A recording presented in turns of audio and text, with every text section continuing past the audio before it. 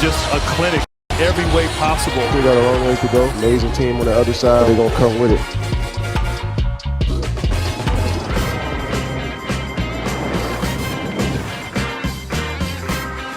He is Jalen Rose. I'm David Jacoby. We are Jalen Jacoby. What exactly is it that we do? Give the people what they want. The people of Phoenix got what they want last night with a Game 1 win against the Nuggets. Will the people of Wisconsin get what they want? And Aaron Rodgers at camp. We have those updates for you, but we start with the Nets and the Bucks. Critical Game 2 in Brooklyn, and the Bucks didn't just lose this one. They got waxed.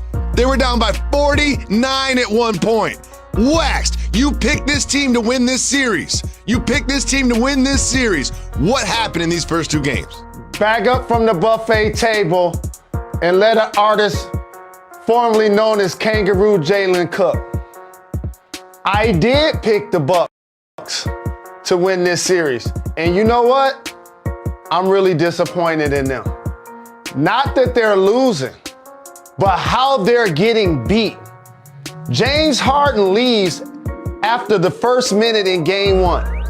When you drop that game as a squad, Jacoby, you go into the locker room and you're like, they ain't beating us in Game 2 without James Harden. And then you come out and get waxed. And so let me point out how it's important not only that the Nets are winning, but how they're winning. If you notice that double crossover by Kevin Durant when he got the and one, that was against Giannis. Did you see Kyrie Irving skate in the park at the 3 line and pull up for 3? That's against Giannis. Do you see Blake Griffin go baseline? Kaiser Soze in Detroit going baseline and actually dunking in the playoff game on Giannis, the reigning defensive player of the year? And so when KD drives by him like this and he does the up and under and lays it up, it's like a sense of defeat. So no, they're not gonna win 4 or 5 games. Yes, my prediction is incorrect. I can give you all of the basketball points about they should play Bobby Portis more and they're missing DiVincenzo. And yes, Middleton struggled at the beginning of the game and Drew Holiday still has to play better. But this time of the year, it's about your superstars. It's about your headliners. And in this year's playoffs, Giannis has made 5 shots outside of the paint. Only 5. And he's made 23 of 43 free throws. So when your best player isn't making shots and isn't confident, that's gonna have a trickle-down effect to the rest of the squad. And so you were right. The talent of the Nets and the great shot making of Iceberg Slim, who was shooting trays from the suburbs, and Kyrie Irving, who shows me what it would be like if a Harlem Globetrotter played in the league, is putting on a show. And these buckets, Jacoby, are loud. Like, if you look at the stats, KD probably had like 35 or so. He had less than 40. 32. But they was loud. Like Kyrie's buckets, ooh, ah, oh. And when that's happening, you in trouble when you're the opposition. I mean, and the Milwaukee Bucks, my pick, is in trouble. First of all, when you first made this pick, I told you you would regret it. And I told you that you would change it. Did I not tell you? I was like, really? You think the Bucks are going to beat the Nets? And you mentioned the missing DiVincenzo. The Nets are missing James Harden. James Harden, a former MVP. And these Jeff games aren't Green. even competitive. They were down by 49. 49 points at one point. The Stars didn't even have to play in the fourth quarter.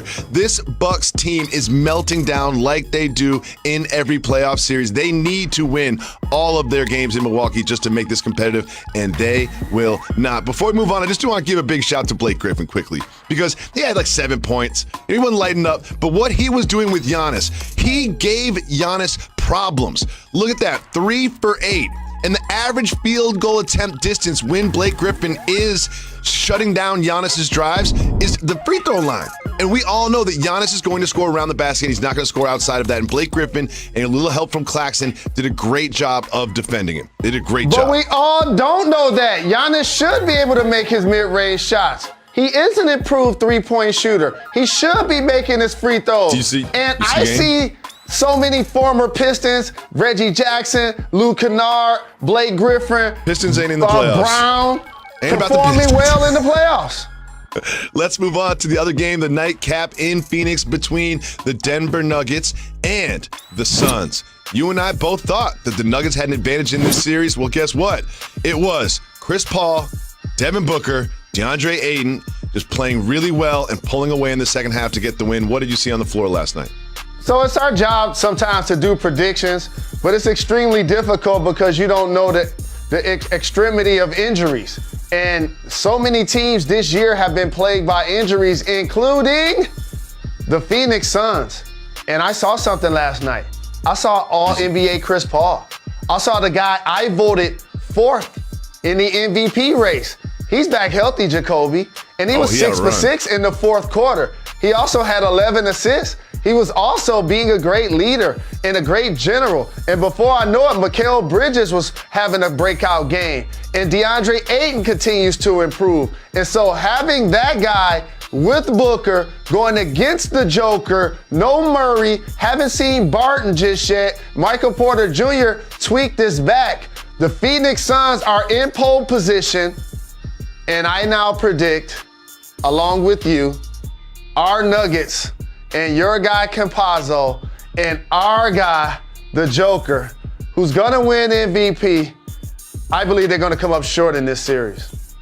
It's tough. I mean, I really thought that what they would do is attack Ayton. What they would do is get fouls on him, get the ball to Jokic early. The first 5-10 possessions, get fouls on Ayton.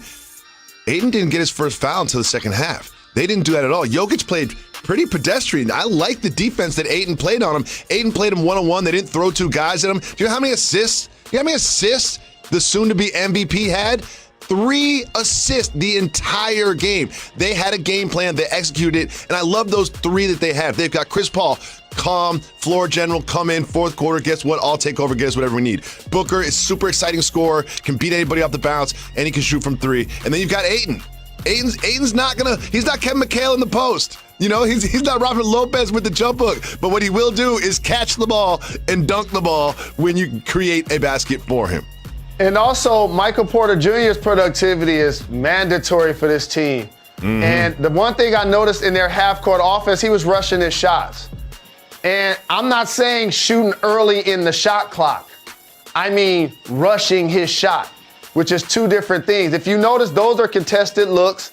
Those are rush looks. And at 6'10", Jacoby, he got to pump fake some of those. He got to drive it towards the basket, look for contact, and finish. I believe he'll do better at that if he's healthy in Game 3. By no means will this be a sweep, but just looking at the guard play of Phoenix reminded me of the NCAA tournament. And I was like, oh, they got great guard play. They not losing. Yeah, Chris Paul feels like that senior guard, like the senior guard in the NCAA tournament that's just not there for no jitters, calm, and takes care of everything. I love what Chris Paul has done for this team. We'll look forward to Game 2 in that series, but now we turn our attention to Wisconsin. And no, we're not talking about the Bucks losing to the Nets. We're talking about, are the Green Bay Packers losing Aaron Rodgers? He will not show up to camp, which was expected, but it will cost him $93,000. Jalen, we talked about this almost every day since he sort of announced his disgruntledness. What do you think will solve this stalemate between Aaron Rodgers and the Packers? So he already paid $500,000 for not showing up. He's made like $250 million in his career. Do you think now finding me $90,000 is gonna make me show up? He ain't gonna be there. Not gonna be able to do it. And I'm hearing so much critical analysis and amazing breakdowns of the psyche of the Green Bay Packers, their fans, and of Aaron Rodgers. Here's all they have to do. Show them the money. And you know what I actually did? Some research for this show, Jacoby. What? Put up there the handful of quarterbacks that are going into this season with 0 guaranteed dough. And Jay-Z once said it was big. I love the dough more than you know. Big Ben restructured. They was 11-0 last year. The Rooney family gonna take care of him. You know they got loyalty, so he's an outlier. Jimmy G, they was shopping him all off season. Derek Carr, we haven't seen Chucky commit to him yet. And Ryan Fitzmagic, he's going to start the first 3 games and then get benched and then start the last 3 games. And then we're going to celebrate him being on this 19th team next year. And then you have Aaron Rodgers, the current MVP of the league, 0 guaranteed money for a franchise he's been playing for over 15 years. I wouldn't show up either. It'll be really interesting to see how this plays out because right now it's just June. There's going to be July, and there's going to be training camp. And if he's still not in practice for the Packers, there will be some more drama. Some tells me we haven't heard the last of this story, but we're moving on to another one. The Trailblazers season ended at the hands of the Denver Nuggets, and the president of the Blazers, Neil O'Shea, said that in the coaching search, Dame's input is very important. And another thing he said was that it was not a roster problem that the Blazers had this year. What do you think about Dame's input in the coaching search? Dame's input should be paramount. It should be the exact opposite of what the Green Bay Packers are doing with Aaron Rodgers. Just look at their playbook and do the exact opposite. You make sure Dame is happy. He has another handful of years on his current contract, and through that contract, he'll make almost $400 million. He's not just your all-NBA point guard. He's your partner. You allow him to be involved. And the elephant in the room was when he said he wanted Jason Kidd to be the coach, and then Jason Kidd came out and said he was uncomfortable with Dame saying he wanted him to be the coach. It made me think, well, since they have the Bay Area in common, maybe they had a conversation. It was like, hey, dog, I got a great job. I get to coach LeBron. I get to coach AD. I'm reinventing myself after what happened with the Bucks. Either I'm going to get this gig or I'm going to get another gig someday. Are you going to be there to play out your contract? And Dame probably was like, I don't know. Maybe. And then he was like, good looking. I appreciate your honesty. So you guys go ahead with your coaching search. And I saw a couple of their names. Did you see Juwan Howard's name on there? He coached at the University of Michigan, right? I think he'll stay in Ann Arbor next year.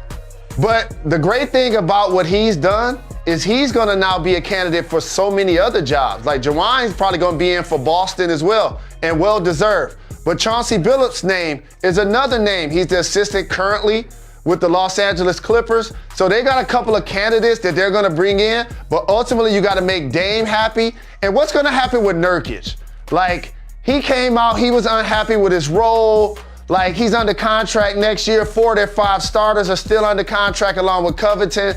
Also, is Dame in the office when they say, hey, Dame, if we're going to move somebody, the best value we could get would be for CJ. How does he take to that conversation? That would be an interesting dynamic because for those who haven't paid attention, and Jacoby mentions this a lot, Dame and CJ are really similar because they need the ball to be their most effective. But before he got hurt, CJ McCollum was attempting 10 threes a game and averaging almost 30. So if and when he ends up somewhere else, remember this conversation and don't be surprised that he's somewhere else putting in work. Well, will Kristaps Porzingis be somewhere else next year in the wake of the Mavs losing to the Clippers in 7 games? We'll talk about that and the future with Luka and the Mavs right after this. You are watching Jalen and Jacoby. Stay tuned.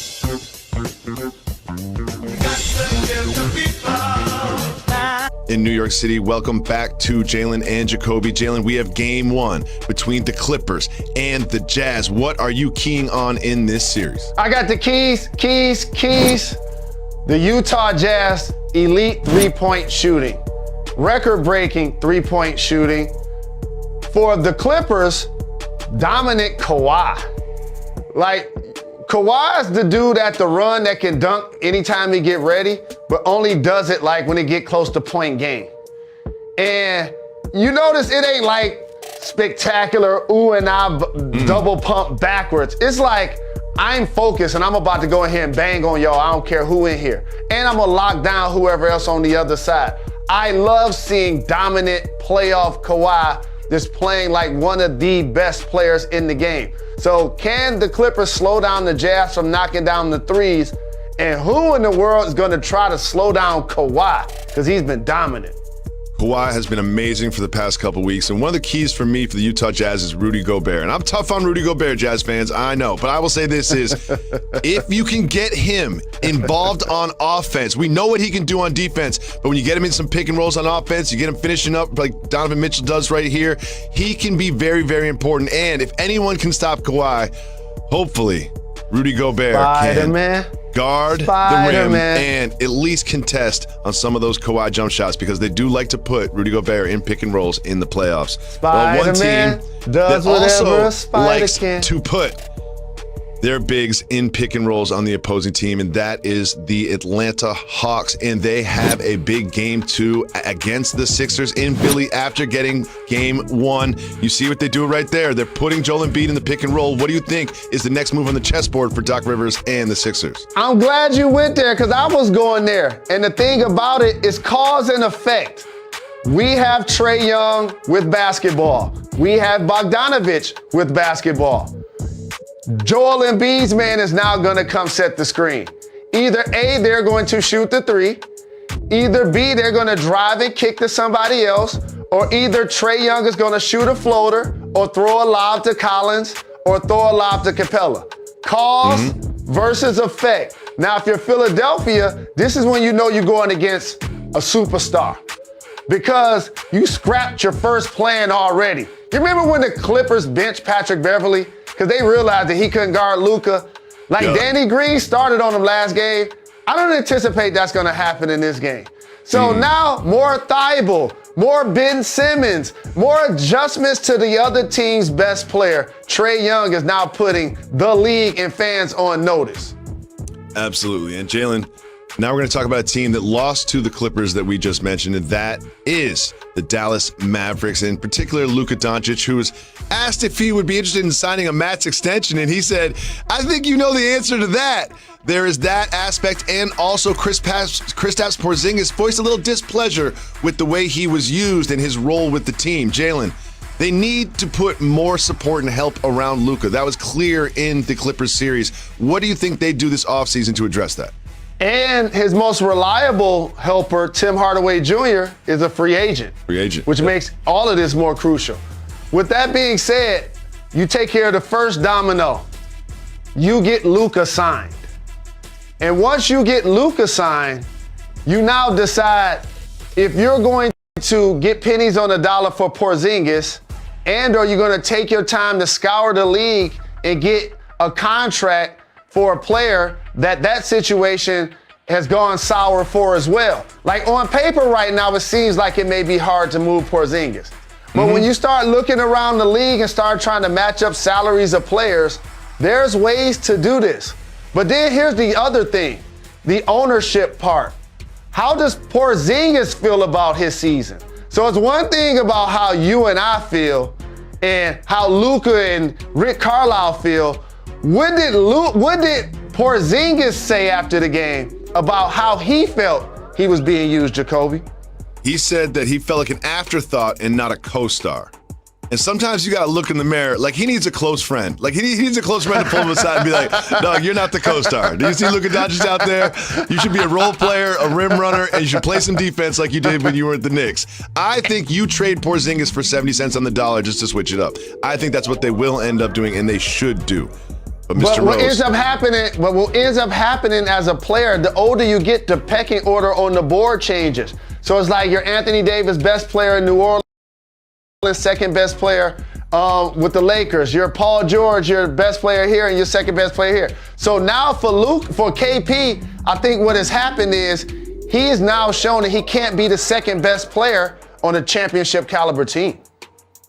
Well, Julio Jones may not be the second best player on the Titans. He might be the best player on the Titans, and he is in Tennessee. It is official. We'll discuss his impact right after this. You're watching Jalen and Jacoby. The Millennium Falcon